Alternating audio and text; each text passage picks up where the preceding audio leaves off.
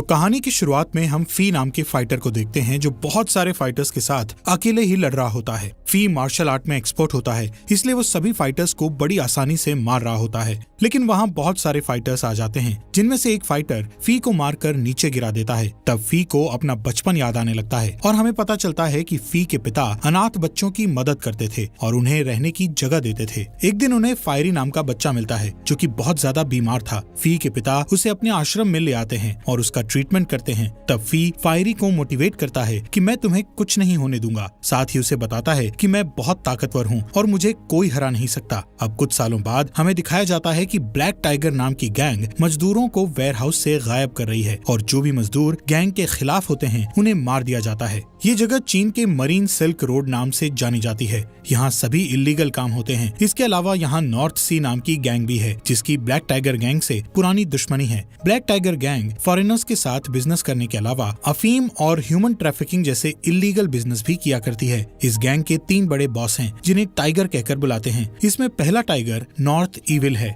जो कि मजदूरों का लीडर है। वहीं दूसरा ब्लैक क्रो है जो कि गैम्बलिंग बिजनेस संभालता है और इस जगह से ही सबसे ज्यादा पैसा आता है। इसके बाद तीसरे टाइगर को दिखाते हैं जिसका नाम ओल्ड स्नेक है जो कि ह्यूमन ट्रैफिकिंग करता है और बहुत ही अय्याश इंसान है। इन तीनों टाइगर्स का बॉस और गैंग का लीडर मास्टर लुई है जो कि तीनों टाइगर्स को अपना मुंह बोला बेटा मानता है। इसके बाद हम फी को कुछ फाइटर्स के साथ देखते हैं जो कि ब्लैक टाइगर गैंग में शामिल होने के लिए आ रहे थे। फी का यहाँ आने का मकसद गैंग का 4th टाइगर बनना था। अब सभी को मास्टर लुई के पास ले जाया जाता है। यहाँ लुई सभी के सामने अपने एक आदमी को जान से मार देता है क्योंकि उसने गैंग को धोखा दिया था। अब लुई जलती हुई 2 रॉड्स को उन फाइटर्स की तरफ करता है जिससे सभी डर जाते हैं, लेकिन फी बिल्कुल भी नहीं डरता। इस बात से लुई बहुत इम्प्रेस होता है और सभी के लिए चाय मंगाता है, जिसके बाद वो सभी को चाय सर्व करते हुए उनके हाथ पर चाय गिराता है। सभी फाइटर्स दर्द के कारण अपने कप को नीचे गिरा देते हैं, लेकिन फी उस दर्द को कंट्रोल कर लेता है। जिसके बाद लुई सभी से कहता है कि जो भी नॉर्थ सी गैंग के मास्टर का सर काट कर मेरे पास लाएगा उसे मैं अपना चौथा मुंह बोला बेटा मान लूंगा और गैंग का 4th टाइगर कहलाएगा। अब हमें कहानी की शुरुआत वाला सीन दिखाया जाता है जहाँ फी नॉर्थ सी के मास्टर से फाइट कर रहा होता है। दोनों के बीच बहुत ही खतरनाक फाइट होती है, पर फी मास्टर पर हावी हो जाता है और उसका गला काटकर वहाँ से जाने लगता है। लेकिन तभी वहाँ नॉर्थ सी गैंग के लोग आ जाते हैं और फी से लड़ने लगते हैं। ये वही सीन था जो हमें शुरुआत में दिखाया गया था। फी उनसे मुकाबला करता है पर आखिरी में एक फाइटर उसे नीचे गिरा देता है। तब फी का साथी बिग टूथ फी को बचाने के लिए वहाँ रखे क्रैकर्स को जला देता है, जिससे सभी फाइटर्स डिस्ट्रैक्ट हो जाते हैं और बिग टूथ मौका देखकर फी को बचाकर ले जाता है। जहाँ लुई फी के हाथ में नॉर्थ सी के मास्टर का सर देखकर उसे अपना चौथा बेटा मान लेता है। साथ ही अपने तीनों बेटों से कहता है कि वो इतने सालों में जो काम नहीं कर पाए वो फी ने एक दिन में कर दिखाया। यहाँ ब्लूटूथ फी से दोस्ती करता है और अपने बारे में बताकर वहाँ से चला जाता है। तब फी फिर से अपने बचपन की यादों में खो जाता है जहाँ वो अपने दोस्त फायरी, चुन और लिटिल फा के साथ खेल रहा था। फिर घर आने पर उसे पता चलता है कि लिटिल फा को एक आदमी पकड़कर ले जा रहा है, इसलिए फी अपने दोस्तों के साथ उसे बचाने जाता है। लेकिन वो आदमी फी को किक मारकर लिटिल फा को ले जाता है, पर अगले ही दिन फी के पिता उस आदमी को पकड़ लेते हैं। तब उन्हें पता चलता है कि उसने लिटिल फा को बेच दिया है। इसके बाद हम प्रेजेंट में देखते हैं कि जहाँ नॉर्थ सी गैंग के मास्टर का बेटा वो अपने पिता का कटा हुआ सर देखता है, तब वो कसम खाता है कि मैं अपने पिता की मौत का बदला लेकर रहूंगा। दूसरी तरफ फी गैंग के रूल के अकॉर्डिंग अपनी बैक पर टाइगर का टैटू बनवाता है। तब टैटू आर्टिस्ट उसे गैंग के बारे में कुछ खास बातें बताते हुए कहता है कि गैंग का पूरा पैसा एक ऐसे लॉकर में रखा जाता है जिसकी 2 चाबियां हैं। इन चाबियों में एक सिल्वर चाबी है तो दूसरी गोल्ड चाबी है। इन चाबियों का एक सेट लुई के पास है और दूसरा सेट उन दोनों टाइगर्स के पास है जो गैंग को ज्यादा मुनाफा देते हैं, यानी कि एक चाबी ब्लैक क्रो के पास है और दूसरी ओल्ड स्नेक के पास। अब रात में लुई सभी के सामने फी को अपना चौथा बेटा बनाता है, जिस दौरान ऑर्फन नाम की गैंग को देखते हैं जो कि ब्लैक टाइगर गैंग से बदला लेकर मजदूरों को न्याय दिलाने की कसम खाती है। जिसके बाद फी धीरे धीरे नॉर्थ सी गैंग के लोगों का खात्मा करके उनकी जगह छीनने लगता है और एक खतरनाक टाइगर बन जाता है। फी अक्सर ऑर्किड नाम की प्रोस्टिट्यूट के पास जाता है जो कि फी की अच्छी फ्रेंड थी।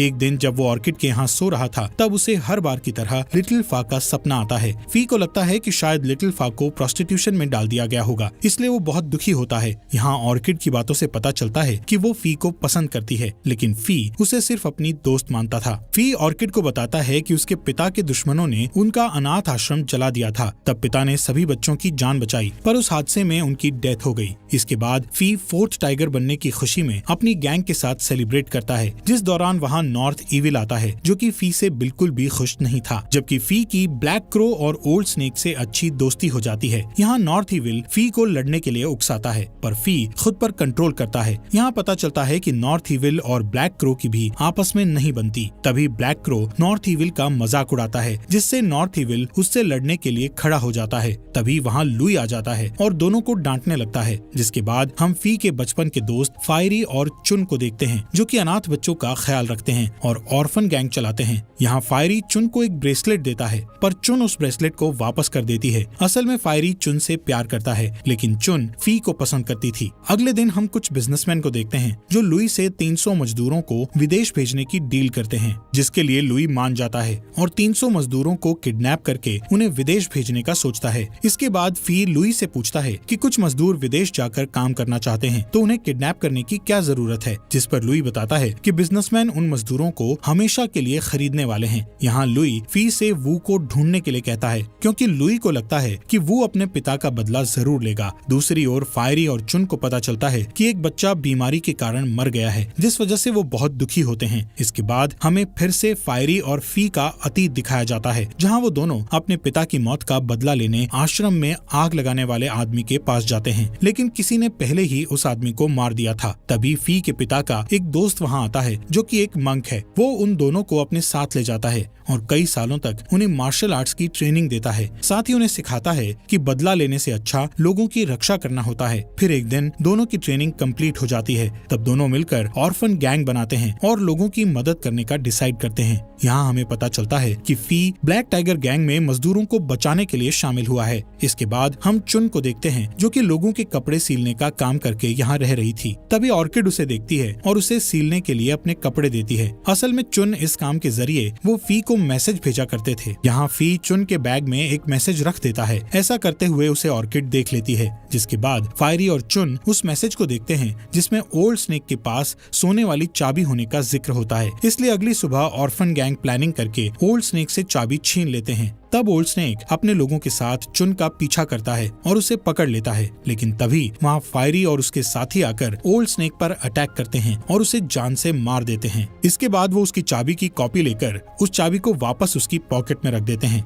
रात में लुई को पता चलता है कि ऑर्फन गैंग ने ओल्ड स्नेक को मार डाला है, लेकिन जब वो उसकी चाबी को देखता है तो बेफिक्र हो जाता है और इस मामले पर ज्यादा ध्यान नहीं देता। अब मास्टर उस चाबी की जिम्मेदारी नॉर्थ ईविल को सौंपता है, जिसके बाद फी बिग टूथ के साथ गैम्बलिंग करने के लिए जाता है, जहाँ वो बार बार अपने पैसे हारता है। अब क्योंकि फी 4th टाइगर है, इसलिए वो गैंग मेंबर से बार बार पैसे उधार लेता है, पर आखिरी में उसे पैसे देने से मना कर दिया जाता है, जिससे फी को गुस्सा आ जाता है। तब ब्लैक क्रो फी को अपने साथ ले जाकर उसे 50 चांदी के सिक्के गिफ्ट करता है, पर फी उससे 300 सिक्के की डिमांड करता है, जिससे ब्लैक क्रो को गुस्सा आ जाता है। तब फी उसे सोने की चाबी दिखाता है, जो कि असली चाबी की कॉपी थी। फी कहता है कि उसने नॉर्थ ईविल के आदमी को इस चाबी की कॉपी बनाते हुए देखा था, इसलिए उसने चाबी छीनकर उस आदमी को वहीं मार डाला। असल में फी का प्लान ब्लैक क्रो और नॉर्थ ईविल को आपस में लड़ाने का था। यहाँ ब्लैक क्रो को लगता है कि ओल्ड स्नेक को नॉर्थ ईविल ने ही मारा होगा, इसलिए अब वो फी के साथ मिल जाता है और उसकी डील मान जाता है। इसके बाद दोनों गैंग का खजाना देखने जाते हैं।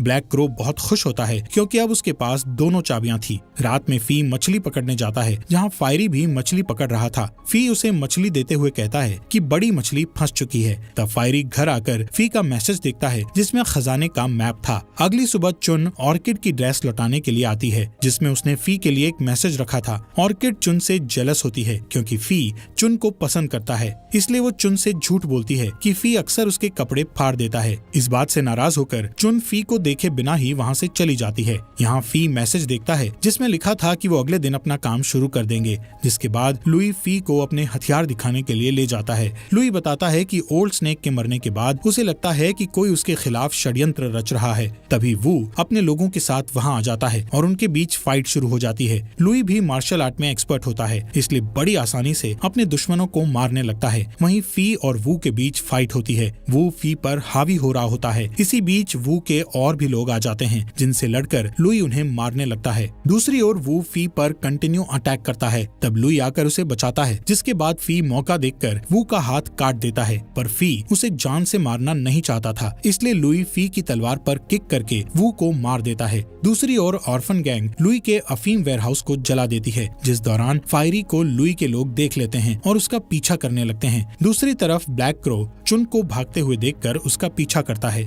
इधर मास्टर को कुछ समझ नहीं आता, तब फी इस मामले को सुलझाने के लिए वहाँ से चला जाता है। इसके बाद हम फायरी को उन लोगों से लड़ते हुए देखते हैं, लेकिन ज्यादा लोगों के कारण फायरी वहाँ फंस जाता है और वो लोग उसे पकड़ लेते हैं। वहीं ब्लैक क्रो चुन का पीछा करते हुए एक घर में पहुँच जाता है, जहाँ फी अपने लोगों के साथ पहले से ही उसका इंतजार कर रहा था। यहाँ पता चलता है कि चुन के पेरेंट्स को ब्लैक क्रो ने मारा था। अब वो सभी मिलकर ब्लैक क्रो को मार डालते हैं और उससे दोनों चाबियां चुरा लेते हैं, जिसके बाद फी चुन को बताता है कि वो भी उससे प्यार करता है और अगले ही दिन फायरी को ये बात बता देगा। चुन उससे ऑर्किड के बारे में पूछती है, जिस पर वो बताता है कि ऑर्किड सिर्फ उसकी दोस्त है। अब जैसे ही फी ब्लैक टाइगर के हेडक्वार्टर में जाता है तो देखता है कि उन लोगों ने फायरी को पकड़ लिया है। मास्टर लुई फी से उसे मारने को कहते हैं, तब फायरी लुई को बताता है कि उसका खजाना चोरी होने वाला है। ये सुनकर लुई अपने लोगों के साथ वहाँ निकल जाता है। तभी हम देखते हैं कि चुन सभी गरीबों के साथ मिलकर खजाने की चोरी कर लेती है। यहाँ फी फायरी को बचाने के लिए कहता है, जिस पर फायरी उसे ऐसा करने से मना कर देता है।